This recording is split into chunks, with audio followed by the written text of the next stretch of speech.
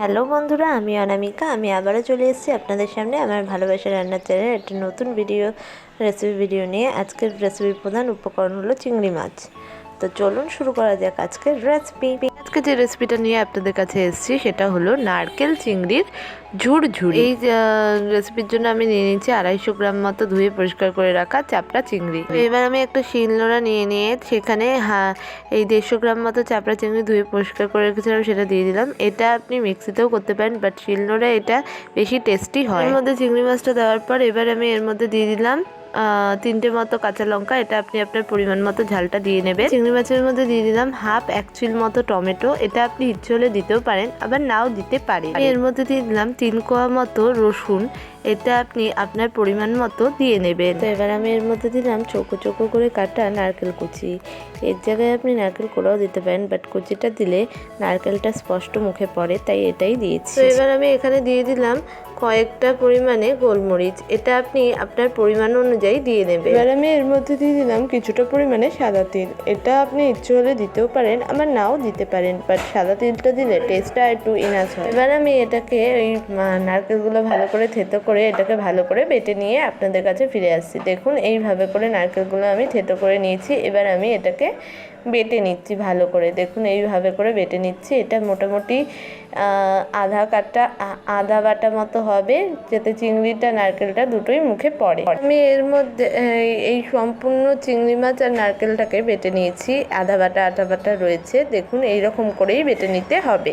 আর চিংড়ি মাছের পেস্টটা একটা প্লেটের মধ্যে আমি তুলে নিয়েছি, দেখে নিন। কড়াই গরম বসিয়ে তাতে দিয়ে দিলাম 1/2 চামচ পরিমাণে সর্ষের তেল। সর্ষের তেল এই রান্নায় সবচেয়ে ভালো খাটে। আমার গরম হয়ে গেছে। এবার আমি দিয়ে দিলাম 1/2 চামচ পরিমাণে কালো জিরে। এটা আপনি আপনার ইচ্ছে অনুযায়ী অ্যাড করতে পারেন। যেহেতু আমার কালো জিরের গন্ধটা ভালো লাগে, তাই আমি এটা অ্যাড করেছি। আপনার ইচ্ছে না হলে এটা আপনি নাও অ্যাড করতে পারেন। কালো জিরেটা গরম হওয়ার পর এখানে আমি দিয়ে দেবো কিছুটা পরিমাণে হাফ স্লাইস করা পেঁয়াজ কুচি। এটা আপনি আপনার পরিমাণ অনুসারে দিয়ে নেবেন। কুচি আমার দেওয়া হয়ে গেছে। এর মধ্যে এবার আমি দিয়ে দিলাম দুটো মতো কাঁচা লঙ্কা, শুকনো লঙ্কা। সেটা আমি ফাটিয়ে দিয়ে দিয়েছি এর মধ্যে। পেঁয়াজ আর শুকনো লঙ্কাটাকে কালো জিরে আর তেলের সাথে ভালো করে নেড়ে চেড়ে ভেজে নিচ্ছি। তো পেঁয়াজ আর শুকনো লঙ্কাটা ভালো করে ভাজা হয়ে গেছে। এবার আমি এর মধ্যে দিয়ে দিলাম নারকেল আর চিংড়ির বাটা, যেটা বেটে রেখেছিলাম শিলনোড়ায়, সেটা সম্পূর্ণ। এবার আমি শুকনো লঙ্কা আর পেঁয়াজের সাথে চিংড়ি মাছ আর নারকেলের বাটাটাকে ভালো করে মিশিয়ে নিচ্ছি, যতক্ষণ পর্যন্ত না এর মধ্যে ফ্লেভারগুলো ভালোভাবে ঢুকে যায়, ততক্ষণ পর্যন্ত এটাকে নাড়িয়ে চাড়িয়ে মিশিয়ে নেব। পেঁয়াজ আর শুকনো লঙ্কার সাথে নারকেল আর চিংড়ির পেস্টটা ভালো করে মিশিয়ে নিয়ে এর মধ্যে দিয়ে দিলাম কিছুটা পরিমাণে চিনি। আমি চিংড়ি আর নারকেল পেস্টের মধ্যে দিয়ে দিলাম একটু পরিমাণে নুন। এটা আপনি আপনার পরিমাণ মতো দিয়ে নেবেন। দিয়ে দিলাম এর মধ্যে একটু পরিমাণে হলুদ গুঁড়ো। এটা আপনি আপনার নিজের পরিমাণ অনুযায়ী দিয়ে নেবেন। নুন চিনি আর হলুদ গুঁড়োর সাথে চিংড়ি আর নারকেলের পেস্টটাকে ভালো করে নাড়িয়ে চাড়িয়ে মিশিয়ে নিচ্ছি, যাতে এর মধ্যে ফ্লেভারগুলো ভালোভাবে ঢুকে যায়। এবং নারকেলটা ভালোভাবে ঝুরঝুরে হয়ে গেছে এবং এর মধ্যে থেকে তেল বেরিয়েছে। এবার আমি ওই চিংড়ি আর নারকেলের পেস্টের জলটা এর মধ্যে দিয়ে দিলাম। আমি জলটার সাথে চিংড়ি এবং নারকেলের নারকেলটা বাটাটাকে ভালো করে মিশিয়ে নিয়ে নেড়ে চেড়ে নিচ্ছি।